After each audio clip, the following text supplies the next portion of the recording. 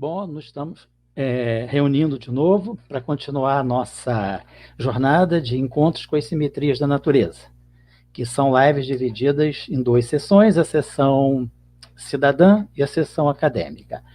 Nós estamos agora chegando na live 4, né? Na quarta sessão de lives. E hoje nós vamos fazer a live cidadã, né, correspondente ao ciclo 4. Nós fizemos as lives cidadãs, a primeira foi as simetrias e as harmonias das diversidades, a harmonia das diversidades da natureza. Depois fizemos simetrias e a unidade no mundo quântico. A última que nós fizemos foi simetrias e o embate direita e esquerda no mundo quântico. E agora chegamos à live 4 cidadã, que seria as simetrias nos anos 60, agora até o final dos anos 50. Agora vamos entrar na década de 60, 70. E nós estamos chamando de simetrias nos anos 60. O estranho em busca do charme. Vamos entender por que o estranho e por que o charme. Não são meras palavras para fazer um joguinho de tornar o título mais atraente ou mais desafiador. Simplesmente são conceitos da física dos quais nós vamos falar. Então, do estranho, é o estranho em busca do charme.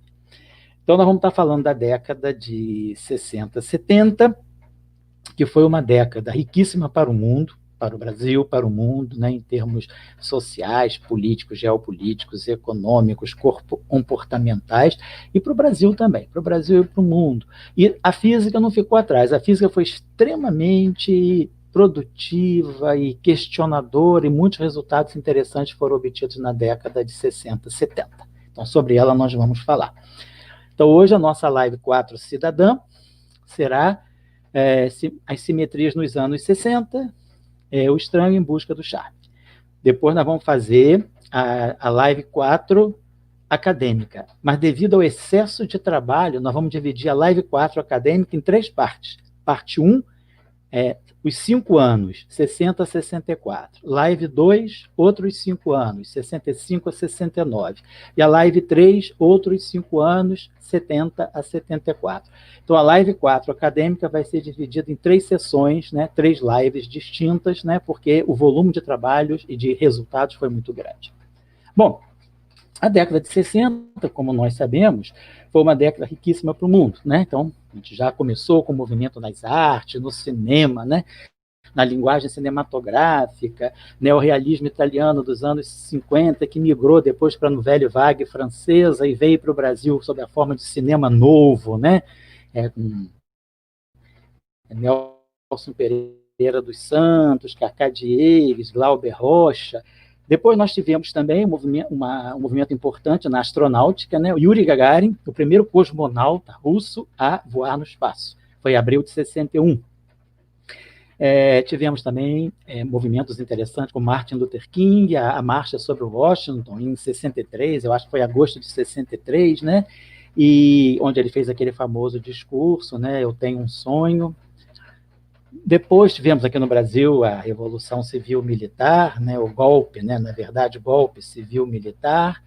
Depois tivemos no Brasil também, e no mundo todo, o maio de 68, que começou na França, depois a Primavera de Praga, tivemos no Brasil grandes movimentos estudantis, aí veio o AI-5, naquele famoso dia 13 de dezembro de 68, que nós não podemos esquecer, e veio 69 com coisas muito interessantes. A Apollo 11 voou, levou Neil Armstrong a desembarcar na Lua, naquela noite de domingo, de 20 de junho, né, noite do Brasil, 20 de julho, de 1969, e também em 69, um mês depois, o grande festival de Woodstock, né, a chamada Exposição Aquariana, 3 dias de paz e de música, né, de 15 a 18 de agosto, na cidade de Bethel, no estado de Nova York. E toda essa movimentação que, assim, fez o mundo repensar muitas coisas, a física também teve uma grande movimentação e repensou muitas coisas. Novas formas de matéria, novas visões de matéria, passos para a unificação. Bom, então, o que aconteceu interessante em física na década de 60? Logo no início da década de 60, para começar em 1960 mesmo, né? houve a realização em experimento de uma ideia da física que vinha de 1917. Depois de 43 anos, o projeto do Einstein, né, aquele trabalho famoso do Einstein sobre uma teoria quântica da luz, que é a base do laser. O laser, naquele momento em que Einstein escreveu esse trabalho, em 1917, era um estudo teórico, né? Vamos dizer assim, em termos pragmáticos, né, diriam alguns, algo inútil.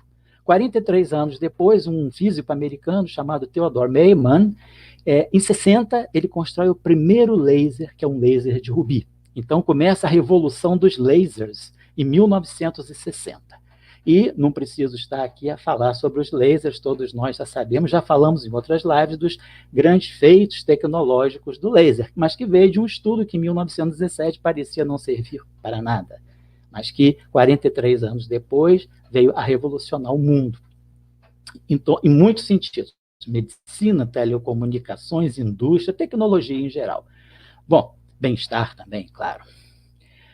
Em 61, dois físicos de origem israelense, Murray Gell-Mann, nos Estados Unidos, na Califórnia, em Pasadena, e o Yuval Neeman, no Imperial College de Londres, independentemente, eles perceberam que no mundo nuclear, no mundo das partículas subnucleares, isso que a gente chama de simetria se revelava de uma forma muito interessante. Apareciam grupos de 8. Eles perceberam uma regularidade de grupos de 8. Próton, nêutron e mais 6 partículas. Formavam um chamado octete. Depois, mesons π, π+, π0 e π-, sobre os quais nós já falamos também, que o Cesar Lattes esteve envolvido na descoberta. Esses 3 mesons π, com mais outras 5 partículas subnucleares, formavam outro grupo de 8. Então, apareciam 2 grupos de 8. Por que 8? Então, 8 partículas separadas, 2 grupos de 8, dentro de cada grupo, diversidades, mas diversidades unidas, harmonizadas por uma simetria.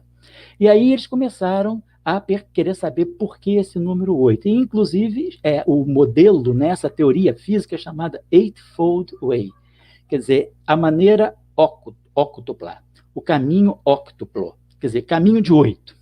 Na verdade, eles viram que, além do 8, poderiam aparecer também grupos de 10 e grupos de 12. Então, 8, 8, 10, 12. Por que esses números? De onde esses números vêm? Porque essa descrição matemática da natureza, partículas descobertas já pelos aceleradores, né, na década de 50, inclusive.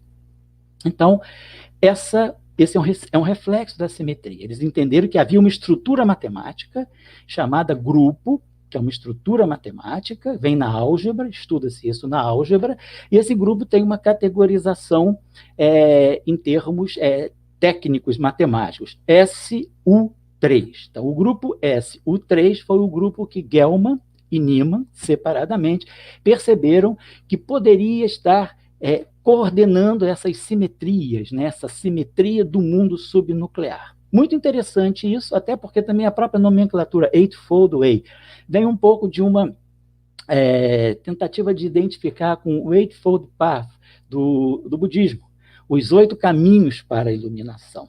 Então, eles aqui têm 8 partículas num grupo, 8 partículas em outro grupo, 10 partículas num outro grupo, 12 partículas em outro grupo. Então, 8, 8, 10, 12. 8, 8, 10, 12. Tudo relacionado e tudo emergindo de uma simetria matemática SU3. Então, realiza-se assim também aquele projeto pitagórico lá do século IV a.C., platônico pitagórico, de que há uma essência matemática na natureza. Os números estão presentes na nossa decodificação da natureza. Então, isso foi um resultado muito importante, teve um grande impacto na física, tanto que esses dois autores, né, perseguiram essa ideia e viram que em 1963, 64, mas aí não mais o Neeman, mas sobretudo o Gell-Mann e um outro físico russo chamado Georg Zweig, separadamente também, independentemente, queriam entender por que 8, 8, 10, 12, por que esses números estavam aparecendo e se reproduzindo, aumentando, 8, 8, 10 e 12. Quando começa a aumentar, é porque às vezes são diferentes possibilidades de coisas mais elementares. Então eles entenderam que Dentro dessa estrutura matemática SO3, eles poderiam pensar em 3 partículas mais fundamentais do que o próton, do que o nêutron, do que os mesons π, que eles chamaram de quarks, né? Então, o Gell-Mann chamou de quarks e o Zweig separadamente chamou de ases, quer dizer, como se fosse o as do baralho, aquela carta, né? Aquela A. Então, apareceram objetos, vamos dizer, tijolinhos, né, mais fundamentais, quer dizer, não só o átomo, não só o núcleo, mas também não só o próton e o nêutron, nem os mesons π. Agora nós tínhamos estruturas mais elementares dentro do próton, dentro do nêutron e dentro dos mesons π, que são os quarks. Isso em 1963 e 64. Interessante é que, nesse momento, essas partículas eram meramente hipotéticas. Então, eram estruturas matemáticas que pareciam estar por trás dessa harmonia fundamental do mundo nuclear. Essa harmonia que nós tínhamos, que Gell-Mann e Niemann tinham chamado de SO3, no início dos anos 60, mais precisamente em 61. Então, 63, 64... tem a previsão de existência desses quarks. Seria muito interessante se eles aparecerem. Eles seriam novas formas de matéria. Quer dizer, seriam formas de matéria mais elementares ainda, mais primárias do que o próton, do que o nêutron, do que os mesons π. Então, por trás, nós, por exemplo, nós hoje compreendemos que nós somos feitos de quê? Nós somos compostos de células, as células com as suas moléculas, as moléculas com seus átomos. Seus átomos com os elétrons e os núcleos atômicos. Os núcleos atômicos com prótons e nêutrons. Os prótons e nêutrons com 2 categorias de quarks. Depois nós vamos falar sobre ela, o quark U e o quark D. Então, todos nós, todos os objetos, toda a natureza visível aqui na Terra, no sistema solar, na nossa galáxia, é composta de matéria. Essa matéria nuclear, ela é formada de quarks U e D. Há outros quarks, mas eles não fazem parte da nossa formação, da formação dos átomos. Os quarks, existem 2 quarks, nós vamos ver que, na verdade, vai se chegar à existência de 6 tipos de quarks, mas apenas os 2 primeiros, o chamado quark U e o quark D, fazem parte da nossa formação. Os demais existem na natureza, mas em matéria que não é a matéria atômica, é uma outra matéria. A matéria nuclear, mas não atômica. Vamos falar isso com mais precisão um pouco mais à frente. Mas eles previram a existência desses quarks. Para quem nunca ouviu falar na palavra, é Q-U-A-R-K, quark. Então, esses quarks foram previstos por Gell-Mann e Zweig em 63 e 64. Foram os trabalhos deles. Ficaram ao nível de partículas hipotéticas. Ninguém as tinha visto, ninguém as tinha medido, mas se achava que elas poderiam existir e elas davam a qualidade da matéria. Nesse momento, havia 3 tipos de quarks. 2 deles nós já falamos, o quark U, que se refere a up, e o quark D, que se refere a down. Up em cima, down embaixo. E o quark S, chamado estranho, strange em inglês.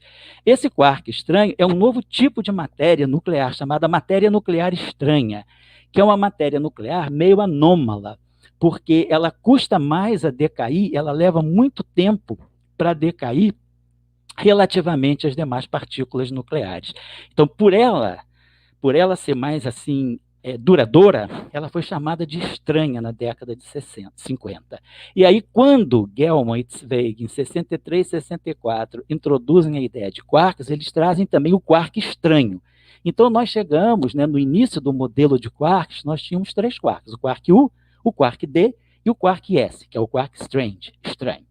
Então, essas eram 3 categorias de matéria. Interessante é que um físico, logo no ano de 64, e esse físico é muito interessante, o nome dele é Greenberg, americano, ele diz uma coisa: eu sempre trabalhei em coisas que aparentemente eram inúteis, coisas que não existiam na natureza. E aí eu me interessei, como eu estava tão acostumado a trabalhar com coisas que não existem na natureza, eu me interessei pelos quarks, disse ele. E aí me interessei pelos quarks e quis ir mais a fundo. E aí ele lança uma propriedade que nem os autores dos quarks tinham lançado. Eles falaram, os quarks, além de ter 3 categorias, de ser U, D e S, cada um deles, o U, o D e o S separadamente, pode aparecer em 3 formas distintas. Então, eu tenho o quark U em 3 formas. O quark D em 3 formas. E o quark S em 3 formas. Essas 3 formas, só para dar um nome, ele chamou de cor. Então, ele introduziu a ideia de cor dos quarks. Isso, em física, nós dizemos, é um número quântico, um número que a mecânica quântica, a física quântica atribui quando nós temos simetrias. Então, Greenberg lança a ideia de que, claro, baseado em princípios também da mecânica quântica, não foi uma ideia solta da cabeça, uma simples vontade de dar nome a alguma coisa.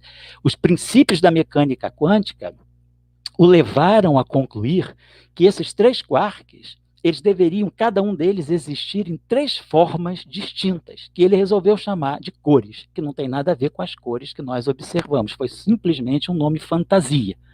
Então, o quark U tem 3 cores, o quark D, que é diferente do U, tem as mesmas 3 cores, e o quark S, que é diferente do U e do D, também tem as mesmas 3 cores. Então, apareceu uma nova propriedade da matéria. Isso é uma coisa muito nova.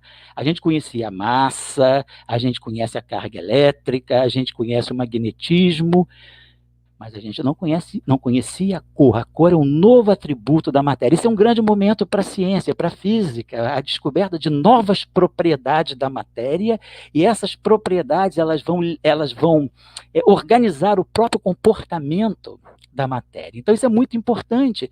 Nós estamos começando a decifrar os desafios da natureza, indo sempre mais fundo. Nós agora não nos contentamos de estar dentro do núcleo atômico e olhar os prótons e os nêutrons. Nós queremos olhar dentro do próton e dentro do nêutron. Aí aparecem esses 3 quarks, que na época, 63, 64, eram meras hipóteses, e mais hipótese ainda era supor que eles apareciam em 3 cores, cada um deles. Mas as cores dos quarks, elas eram necessárias, segundo Greenberg, para poder garantir a consistência, né, com princípios fundamentais da física, sobretudo da física quântica. E essas qualidades, U, D e S, elas são chamadas de sabores. Então, eles introduziram 3 tipos de sabores de quark. O sabor U, up. O sabor D, down. E o sabor S, estranho.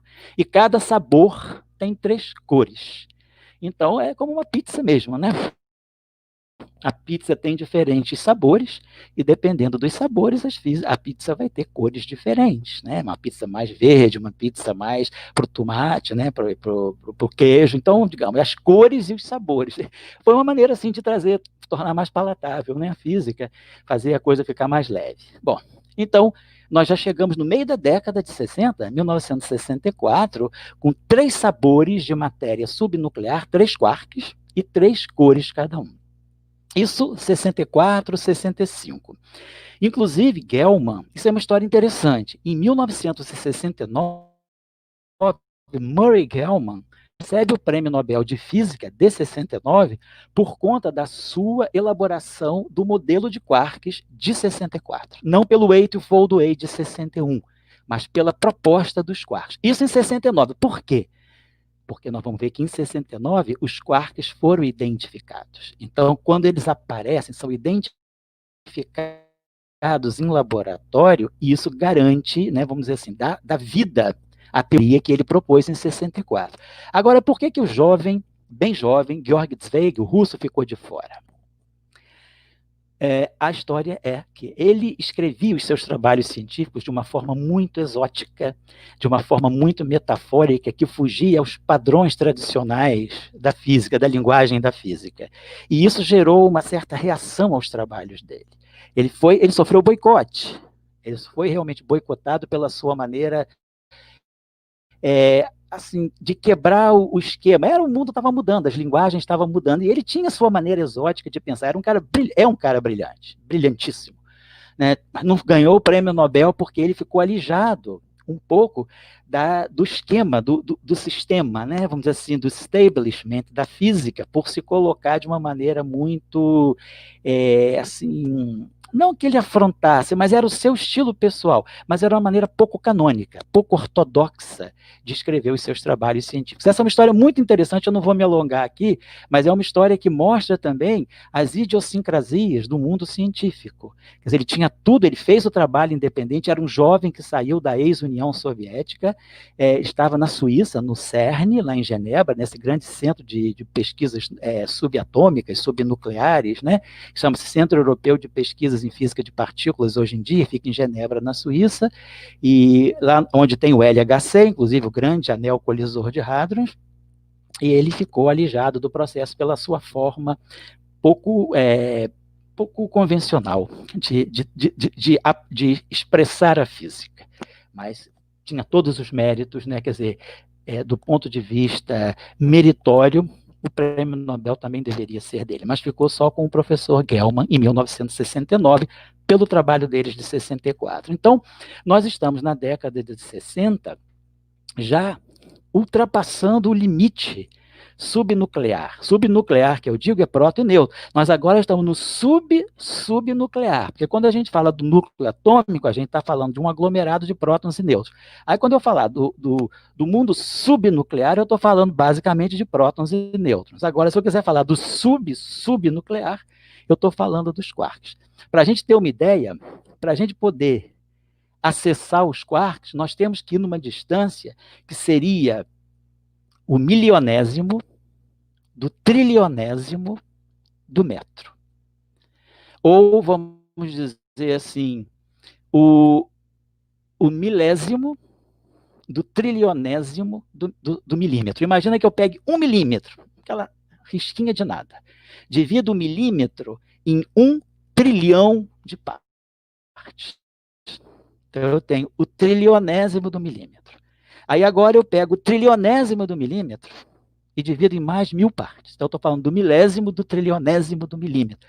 Nessa distância tão pequenininha lá dentro do núcleo, a gente vai encontrar o quark. Então, a gente está falando de uma física que agora está lá realmente assim, no coração da matéria. E aí, com isso, encontram-se novas formas, que são os sabores e as cores dos quarks, e o comportamento desses quarks, que é uma coisa muito interessante que vai aparecer mais para o final da década de 60. Depois, uma outra questão muito importante que povoa, né, que assim enxerta a literatura da física entre 1963, sobretudo, e 1967, é buscar a origem da massa. Já que a gente agora está compreendendo as novas formas de matéria, os 3 sabores, as 3 cores, vamos começar a compreender de onde vem a massa. Nós temos um peso, que é a força com que o campo de gravidade da Terra atrai a massa. Então, a massa é uma qualidade da matéria e o peso é uma força, né, que é a força da gravidade que atua, né, nessa massa. A gravidade atua na massa, nos dá o peso. Mas queremos saber a origem da massa. De onde vem a massa? Então, isso povoou a literatura física, era uma grande questão da física, sempre foi uma grande questão da física, mas na década de 60, com o estudo das simetrias, sobretudo, muito importante foi a noção de simetria, ela, de uma certa maneira, direcionou muito a compreensão da massa. E então, aparecem os trabalhos que vão discutir a origem da massa a partir de simetrias fundamentais da natureza. Essas simetrias que nos trazem a busca da harmonia, da unidade na natureza, elas nos vão fazer compreender a origem da massa.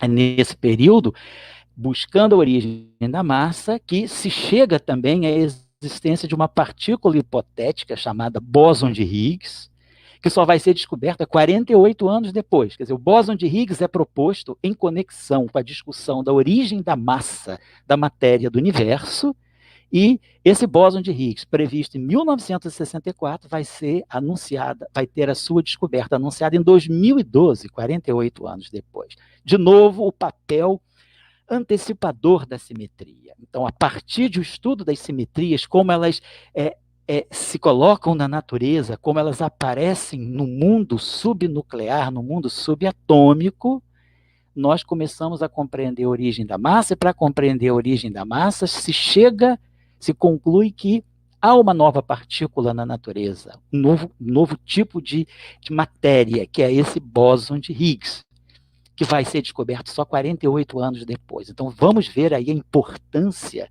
também do efeito, né, de alta previsão, de longo prazo, das simetrias. Bom, mais ainda, nós estamos falando de simetrias, de busca de harmonia, de busca de unidade. Nesse período, em conexão com a descoberta, com a proposta dos quarks, ainda hipotéticos, nós estamos em 67 e 68, os quarks ainda são hipotéticos, em 3 sabores, em 3 cores.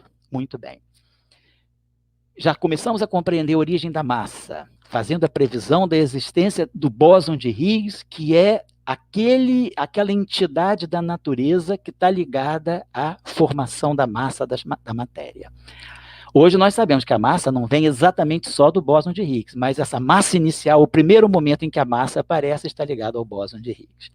E aí vem-se agora a busca da harmonia, como nós falamos, simetria é a harmonia e a unidade. A unidade que aparece agora é mostrar, quer dizer, com a ajuda do bóson de Higgs, com a suposta existência do bóson de Higgs, conclui-se que as interações de natureza elétrica e magnética e as interações de natureza nuclear fraca, aqueles decaimentos radioativos nucleares, eles são manifestações de uma força única, que nós passamos a chamar de força eletrofraca.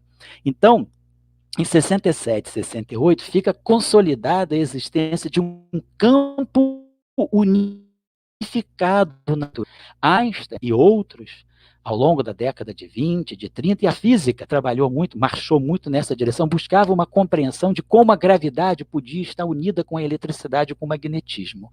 Esse projeto é um projeto que passa por todo o século XX e ainda chega ao século XXI sem uma resolução muito definitiva, sem um consenso geral. Mas na década de 60 consegue-se ver uma unificação da eletricidade, do magnetismo com as forças nucleares fracas.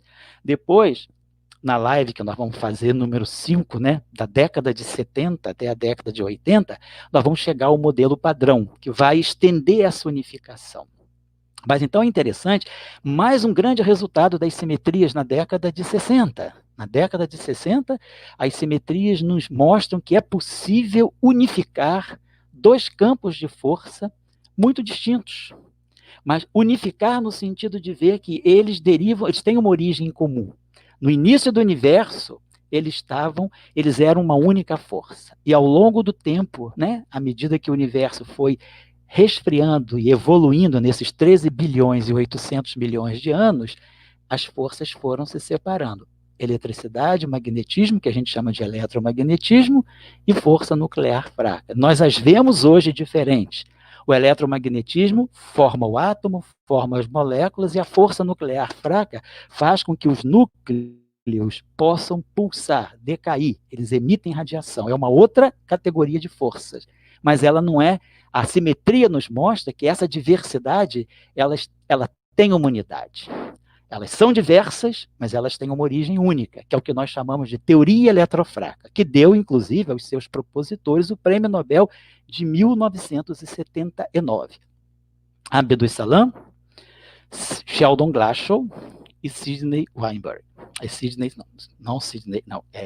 Steven Weinberg. Então, Salam, Glashow e Weinberg, eles chegam à formulação da força eletrofraca, né, da unificação eletrofraca, e ganham o Prêmio Nobel praticamente 10 anos depois, e as descobertas, né, previstas, né, a teoria previa resultados que foram descobertos ao longo da década de 70, de 80, e a última descoberta foi o bóson de Higgs em 2012. Então, é uma teoria altamente preditiva,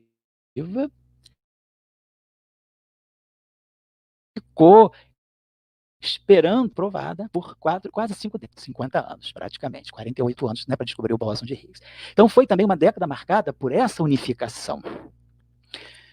Finalmente, entre 67 e 69, os experimentos num grande laboratório que tem na Universidade da Califórnia, em Stanford, né, na Universidade de Stanford, na Califórnia, lá tem um grande acelerador chamado, esse laboratório se chama SLAC, que é o chamado acelerador Stanford Linear Accelerator Center, estou com a sigla em inglês, Linear Accelerator, então é o centro do acelerador linear de Stanford. Então esse acelerador linear é um acelerador de partículas, fazendo-se experiências, né, nesse acelerador de partículas na Universidade de Stanford, na Califórnia, entre 67 e 69, os experimentos, o que se fazia? Nós tínhamos alvos de prótons ou de nêutrons, e se bombardeava esses prótons e esses nêutrons com elétrons com altíssima velocidade, elétrons extremamente energéticos.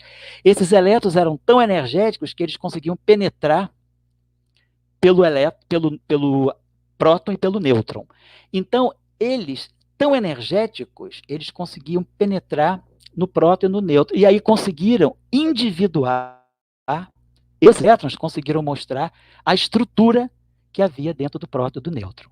Aí houve uma discussão que durou uns 2 anos, o que são esses objetos que estão aí dentro? Não era claro que fossem os quarks. Então, um grande físico, que tinha ganhado, inclusive, o Prêmio Nobel de 1965, Richard Feynman, né, que ganhou o Prêmio Nobel de 65, sobre o qual nós já falamos quando falamos da eletrodinâmica quântica, falamos de Tomonaga, Schwinger e Feynman. Feynman, então, propõe que aí dentro do próton e do nêutron existam estruturas que ele não chamou exatamente de partícula, ele chamou de partons, né? A gente já falou, on é a designação partícula, part é parte. Então é como se fossem partículas que são partes, seriam partes do próton e do nêutron. Mas aí ele mesmo, com um outro autor, estudando os resultados dos experimentos e confrontando com a teoria dos quarks de Gell-Mann e de Zweig, ele deduz que estava chamando de partons eram os quarks. Então, finalmente, os 3 sabores de quarks aparecem. Então, os quarks, é medida, você não os vê diretamente, você nunca pega o quark, mas você sabe que ele passou por ali. Quer dizer, a física, né, os experimentos mostram que eles passaram por ali. É muito interessante, porque isso é um novo comportamento da matéria. Uma coisa completamente básica até hoje, nós estamos falando de 2020, que se chama mecanismo de confinamento. Por que os quarks existem, estão dentro do próton, do nêutron e de outras partes, dentro dos mesons pi, eles existem. Mas por que eles nunca aparecem diretamente para nós? Eles só existem escondidos, confinados. Isso é o que nós chamamos de confinamento, que é um dos grandes problemas da física. Ainda não está provado por que os quarks são confinados. Nós trabalhamos com eles, aceitando esse resultado e introduzindo esses ingredientes em nossas teorias, mas ainda a física não tem uma prova limpa de que o confinamento é vamos dizer assim, é um resultado provado matematicamente das teorias que nós temos. Sempre se chegou perto, na década de 90, entre 95 e 97, teve avanços muito grandes que nos levaram a compreender melhor o mecanismo de confinamento, mas esse mecanismo ainda não está provado. Então, isso é um novo comportamento da matéria, o chamado comportamento de confinamento. E uma outra propriedade que emerge desses experimentos que foram feitos no SLAC, que também é um comportamento completamente fora do senso comum da matéria, é o seguinte: o que nós entendemos da interação? 2 objetos, quando estão muito próximos, né, muito próximos um do outro, a tendência deles, se eles estão muito próximos, eles estão se sentindo muito, então eles interagem muito fortemente. À medida que eu vou separando, eu vou perdendo a correlação entre eles, vão ficando cada vez mais longe, vai diminuindo a interação. Então, normalmente, o que a gente pensa de uma força, de um campo de força, é isso. Quando você está muito próximo do Sol, você sente uma gravidade muito forte. Se você vai se afastando, Terra, né, Marte, Júpiter, Saturno, Urano, Netuno, Plutão, quando você está lá em Plutão, a gravidade do Sol é muito fraca, porque é longe do Sol. Agora, Mercúrio, que está muito próximo, ele sente muito a gravidade do Sol. Então, o que a gente imagina das forças da natureza é que elas deveriam ser assim. À medida que nós estamos muito próximos, a gente sente uma grande força, a gente interage muito, e à medida que nós nos afastamos, vamos indo para distâncias cada vez maiores, né? Vamos nos afastando, afastando, afastando, a gente vai diminuindo a força. Os quarks fazem exatamente o contrário.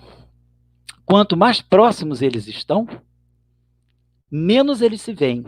Eles estão tão próximos que eles praticamente não se enxergam. Quando eu começo a querer separá-los, eles começam a força de atração começa a aumentar, e eu não consigo. À medida que eu quero separar, cada vez fica mais difícil. Você imagina, por exemplo, vamos pensar no caso de dois objetos ligados por uma mola, que é muito dura. Você quer separar os objetos, você tem dificuldade, né? Você vai aumentando, aumentando a distância, cada vez que você vai aumentando, você tem que fazer mais força. À medida que você coloca muito junto, né, a força diminui. Então, os quarks, eles têm esse tipo de força. Essa propriedade da matéria, de quando os objetos, os quarks estão muito próximos, eles praticamente não interagem, eles ficam livres, chama-se liberdade assintótica. Liberdade por isso, que a partícula está livre, ela praticamente não está interagindo. E assintótica, por quê? Assintótica em matemática é uma palavra, né, um conceito que nós usamos para algo que ou vai ficando muito pequenininho, ou vai ficando muito grande. Então, a gente pode dizer que, à medida que a gente se afasta muito, a distância vai ficando cada vez maior, como a distância vai ficar infinita. Então, a gente chama isso de uma assíntota. Assíntota no sentido de grande distância. Ou então, quando a distância vai se aproximando, vai ficando pertinho, pertinho, pertinho, pertinho, até ficar zero. Isso também é uma coisa assíntota, só que tende a zero. É uma distância, vamos dizer assim, assintoticamente zero. E a outra seria uma distância assintoticamente infinita. Então, essa propriedade da matéria se chama liberdade assintótica. Por quê? Assintótica porque quando os quarks estão muito próximos, né, assintoticamente zero a distância, cada vez que eles ficam mais próximos, eles ficam mais livres. A força entre eles diminui, diminui, e eles vão ficando livres, soltos, como se um não visse o outro. Essa propriedade nova da matéria, do mundo subnuclear, chama-se liberdade assintótica. Então, essa experiência é muito reveladora, porque ela mostrou não só novas formas de matéria, quer dizer, mostrou quark estranho, né, e mostrou cores de quarks, como ela mostra novos comportamentos. O confinamento, por que o quark nunca é estável? Eu chego aqui, eu posso colocar um elétron aqui. Tá aqui o elétron, beleza, bota um elétron aqui, bota um próton aqui, bota um nêutron aqui, mas não consigo colocar um quark aqui. O quark ele só existe em estado combinado. Então, isso é o que nós chamamos de confinamento. A matéria subnuclear, os quarks são confinados. Grande desafio da física. Então, passaram-se o quê? Praticamente 50 anos, e esse mistério, não de mistério, vamos falar de mistério, vamos falar de desafio. Esse desafio não está completamente compreendido. Cada vez mais se chega perto, mas ainda não temos uma prova. Quem provou o confinamento dos quarks? Não está provado. A gente acaba incluindo isso como ingrediente das nossas teorias, sem ter ainda tido a capacidade de provar completamente. E a liberdade assintótica. Os quarks cada vez estão mais próximos, eles cada vez ficam mais livres. Isso se compreende, isso se prova. Se prova usando também a ideia de simetria. Existe uma categoria de teorias sobre as quais a gente falou muito por alto na década de 50, que são as teorias de Yang, Mills, Shaw. Essas teorias são capazes de provar por que existe a liberdade assintótica. Por que os quarks muito próximos se comportam como se fossem objetos livres. Porém, ela não prova o confinamento, que é um outro regime de comportamento. Então, nós já estamos aqui com quase 40 minutos de live, eu quero fazer agora, diminuir um pouquinho o tempo, passar a fazer na faixa dos 50 minutos. Nós terminamos a década de 60 basicamente, a gente poderia tirar uma grande ideia, quer dizer, qual é vamos dizer assim, o resumo que a gente tira, né, de tudo isso que ocorreu nesse mundo, nessa parte da física, que é a física de partículas e a física de interações fundamentais na década de 60. É que as simetrias mostraram que nós podemos chegar, primeiro teoricamente, e depois por comprovação experimental em aceleradores, em laboratórios, de que a matéria tem existem novas formas de matéria subnucleares e essas novas formas de matéria, esses quarks, com os seus sabores e as suas cores, eles têm novas formas de comportamento da matéria. Uma forma é a forma chamada confinamento, e a outra forma é a forma de liberdade assintótica. Eu gosto de brincar que a liberdade assintótica é como aquilo que existe na relação de amor entre duas pessoas. Duas pessoas se amam, se gostam muito, quando elas estão juntas, muito próximas, né? Aquilo te dá uma sensação de liberdade, né? Isso que a gente fala, os poetas falam, o amor te traz aquela sensação de liberdade. Então, você está muito próximo, você às vezes fica tão livre que você nem vê a outra pessoa, porque está tudo tão bem. Quando você se afasta, quando a vida, por alguma forma, por algum processo, separa essas duas pessoas que se gostam muito, a relação aumenta, porque você está longe, você pode estar a 10, 11 mil quilômetros de distância dessa pessoa e só pensando nela. Então, isso é o que nós chamamos de liberdade assintótica. Quanto mais longe você está, mais ligado você está. E quanto mais perto você está, mais livre você está. Os quarks são assim, os quarks são, vamos dizer assim, entidades apaixonadas. Elas muito próximas, se sentem livres e não querem se separar de jeito nenhum. Para puxar, quebrar o sistema de quarks e separar os quarks, praticamente não se consegue. Quando você consegue romper a ligação e separar os quarks, você colocou tanta energia no sistema que você gerou novos quarks que se recombinaram, e aí vão aparecer novas combinações. Então, é aquele tipo de coisa que, quando você tenta separar, eles aparecem em maior profusão. É muito interessante esse comportamento da matéria. Isso chama liberdade assintótica e confinamento, né? Quer dizer, são duas propriedades diferentes, mas que aparecem no mesmo mundo. Então, a gente termina a década de 70, 60, com esses grandes resultados e esses grandes desafios. Nós vamos chegar na década de 70, vamos descobrir mais outros sabores de quarks. Hoje nós conhecemos 6 sabores de quarks. Até 1970, na verdade, até 1974, nós conhecíamos 3 sabores. Mas em 1970, nós vamos ver na próxima live, vai aparecer o chamado quark com charme. Então, por isso que eu coloquei o título dessa live.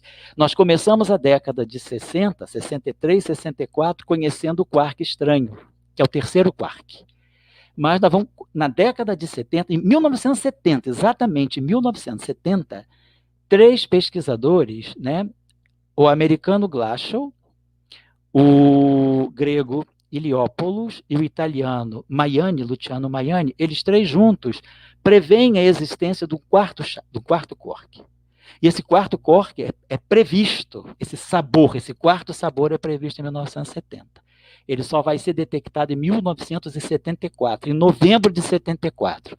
Isso vai causar o que se chama na física da Revolução de 1974, chamada Revolução de 1974. Também no SLAC, que era o laboratório, criou-se essa escola. O SLAC estava fortemente, né, nessa escola de compreender a estrutura da matéria subnuclear. E aí é descoberto o quarto quark, que é o chamado quark com charme, é o charmoso. Então a gente diz que na física, na década de 60, nós fizemos uma física sem charme. Era uma física estranha, mas sem charme. A partir de 74, a física vai ter charme. Então vai ser descoberta o quarto sabor de quark, que é um sabor que os físicos chamaram de charme. Depois nós vamos falar ainda, vai aparecer em 95 o sexto quark, mas isso vai ficar mais para frente, que é o chamado quark top. Então a gente brinca dizendo que até 1995, portanto, há 25 anos atrás, nós fazíamos uma física topless, sem top. Então, o top só aparece cá na frente, lá em 95. E ele foi previsto em 73, nós vamos ver isso. Então, ele é previsto em 73, mas só aparece em 95, 22 anos depois. Baseado em quê?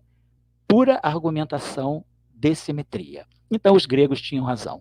A simetria é a busca de unidade, é a busca de harmonia na natureza. Perseguindo as simetrias, nós vamos cada vez mais nos penetrar, começar a compreender os desafios da natureza, começar a compartilhar com a natureza os seus desafios. Então, essa década de 60 foi maravilhosa, né? Quer dizer, praticamente o Woodstock, né? O famoso festival de Woodstock, que foi aquela chamada exposição aquariana, 3 dias de paz e de música, né? Que aconteceu em agosto de 69, ela praticamente trouxe novos comportamentos, né? O comportamento do jovem, a liberação sexual, a liberação de costumes, e também, em 69 e 70, o laboratório do SLAC mostra novos comportamentos da matéria nuclear. Então, nós temos um Woodstock subnuclear dentro, né, dos aceleradores, dentro do acelerador linear da Universidade de Stanford. Então, como teve o festival de Woodstock na cidade de Bethel, aliás, Bethel é um nome muito interessante para hospedar esse evento, né, que é uma exposição aquariana, porque Bethel, em hebraico, significa a casa de Deus. Bet, né? Bet é casa. El é Eli, né? Vem lá da língua ugarítica, né? Lá da língua dos semitas, né? Na verdade, a língua babilônia, né? El era Deus, né? Então, Bet-El, casa de Deus. Então, foi na casa de Deus, no estado de Nova York, que aconteceu o auspicioso, lindíssimo e inesquecível festival de Woodstock. Enquanto estava acontecendo o Woodstock humano em Bethel, estava ocorrendo o Woodstock subnuclear nas entranhas do acelerador linear de Stanford, né, no SLAC. SLAC, é Stanford Linear Accelerator Center. Então, SLAC é assim, quem quiser ver alguma coisa, entra na internet, coloca SLAC, Stanford, e pode ler toda a história da descoberta dos quarks. Então, o Woodstock, né, da matéria subnuclear aconteceu praticamente junto com o Woodstock, que mudou a vida, né? Eu era jovem nessa época, né? 1969, eu tinha 16 anos, eu sou de 53, então, a minha juventude, assim, a minha geração e a geração um pouquinho mais velha que a minha, todo mundo, aquele Woodstock mexeu com a vida de todos nós, né? Foi a chamada Era de Aquários que estava começando. Então, estava começando o Aquários na nossa vida e o Aquários também subnuclear. E aí tudo isso abre as portas para a década de 70, que é uma década fantástica também. Então, a live 5, nós vamos falar das simetrias na década de 70, que vai abrir novas dimensões, realmente nós vamos começar a chegar a mundos multidimensionais na década de 70, guiados de novo pela noção de simetria, mas guardando na cabeça, né, do cidadão. Simetrias significa harmonia das diversidades. Harmonia das diversidades e busca de uma unidade. Então, buscar simetrias significa buscar unidade. Então, nós vamos compreender a natureza, que a natureza ela vem de uma forma única e ela vai se diversificando. A diversidade vem com o tempo. E as simetrias nos ajudam a recompor, a caminhar para trás no tempo e ver que tudo que é diverso hoje era praticamente a mesma coisa, era uma coisa única, una há bilhões de anos atrás. Então, uma viagem intelectual fantástica, né? Então, esses grandes nomes da simetria mudaram a física, né? Nós começamos tudo lá com a Fraulein Noether, a grande mulher Noether, né? A senhorita Noether, e ela detonou, como matemática, detonou um processo muito forte. E é interessante porque isso mostra que os gregos tinham razão lá no 4º século antes de Cristo. A natureza, a matéria tem uma essência matemática. Então, a matemática nos ajuda, juntamente fazendo aliança com a física e com as outras áreas, né, a compreender a natureza e os seus desafios. Tem um livro muito interessante da década de 60, escrito pelo professor Eugen Wigner, que também foi um prêmio Nobel de Física, e um dos lançadores da ideia de simetrias na década de 60, do século passado, né? O Wigner foi um dos grandes cavaleiros da simetria. Ele escreve um livro que é o papel da matemática vamos dizer assim, não é no surgimento, vamos dizer assim, no dimensionamento da ciência, né? In the rise of science. Quer dizer, vamos dizer, no aparecimento da ciência. Como a matemática foi importante para que a ciência se levantasse, né, no levantamento da ciência. Eu acho que é The Role of Symmetry in the Rise of Science, a ciência. Como a ciência precisa... Não, the Role of Mathematics in the Rise of Science.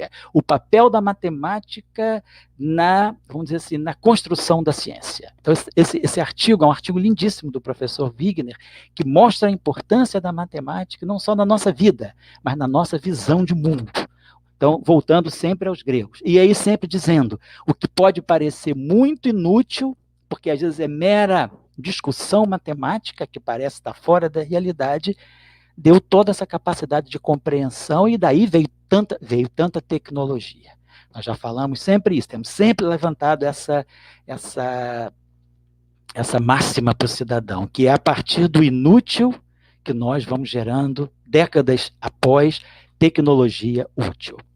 Só para finalizar, vamos lembrar que nós estamos passando por um momento difícil no Brasil, pandemia, grande crise ambiental, né, com todos os incêndios que nós estamos vendo, né, em maior parte provocados, sim, pelo desrespeito à natureza, por parte de interesses, mas também corte na ciência. Essa semana nós tivemos já o anúncio, né, de um corte de quase 30%, né, 27% do orçamento da ciência e da tecnologia, ou seja, da pesquisa para o ano que vem, 2021, e agora tira-se 1 bilhão e 600 milhões da educação para poder cumprir verbas parlamentares, que na gíria, né, o que se diz é para poder cobrir o toma lá da cá, e nisso tudo, a defesa ganha 16% a mais. Então, o Ministério da Defesa, mais 16%. Ciência e tecnologia, menos 27%. E a educação, quando mexe na ciência e na tecnologia, isso está prejudicando automaticamente a educação também. Mas não vamos ser pessimistas, né? Vamos trabalhar. Nós estamos aqui fazendo essas lives, e muitos outros colegas brasileiros, professores, e no exterior, fazendo palestras, né? Muitas pessoas, né? Fazendo palestras, colegas físicos, colegas matemáticos, sociólogos, cientistas sociais, filósofos, biólogos, né? Toda a equipe, assim, esse povo, né? Ligado ao mundo intelectual, ao mundo acadêmico, tentando mostrar que a saída é a ciência, né? Não é preciso ter uma pandemia para a gente poder valorizar a ciência. A ciência, ela está dentro da nossa busca de compreender a natureza, e não só a ciência exata, não só a ciência natural, não só a tecnologia, mas as ciências humanas, as ciências sociais, porque elas é que vão fazer essa passagem, né, essa mediação das tecnologias com a sociedade. O que adianta você ter tanta tecnologia e tanta desigualdade? Né? Por quê? Porque estão faltando projetos sociais, projetos humanísticos, e isso aí quem faz é a nossa tribo das ciências sociais, das ciências humanas. Né? Então, nós, às vezes, lançamos a tecnologia, às vezes até sem o compromisso com a sustentabilidade. E aí, as outras áreas vão trabalhar também a sustentabilidade. Então, o que nós estamos querendo trazer para o cidadão ao longo de todo esse nosso esforço, né, que nós compartilhamos com muita alegria, é valorizar a ciência, valorizar a pesquisa, valorizar a educação, valorizar os estudos, né, valorizar as universidades, né, as universidades públicas, valorizar as universidades particulares também, mas vamos pensar que educação deve ser uma tarefa do Estado, sim, educação, saúde, segurança, mas a nossa área aqui é a pesquisa, é a ciência e a educação. Então, vamos valorizar. É importante que o cidadão assuma esse partido, né? O partido da ciência, o partido da pesquisa, o partido da educação. É a única saída que nós temos. Nós estamos aqui porque nós acreditamos nisso. Então, muito obrigado pela atenção de hoje, e, se Deus quiser, na live 5, vamos falar dos fantásticos anos 70, né? Os anos 60 foi o Woodstock nuclear, e os anos 70 vai ser a disco music do mundo nuclear. A década de 70 foi embalada pela disco music. Então, vamos ver como que a física também produziu a sua disco music nos anos 70. Muito obrigado a todos, uma boa noite. fizemos uma live um pouquinho mais civilizada hoje, com apenas 53 minutos. Eu prometo daqui para frente trabalhar sempre na dimensão dos 50 minutos, 5 a mais, 5 a menos. Boa noite a todos e saúde. Obrigado, Ageu. Obrigado, João Vitor. Obrigado, Samuel. Obrigado, professor Global. Boa noite a todos. Então, estou deixando o estúdio, aqui procurando, Live Studio.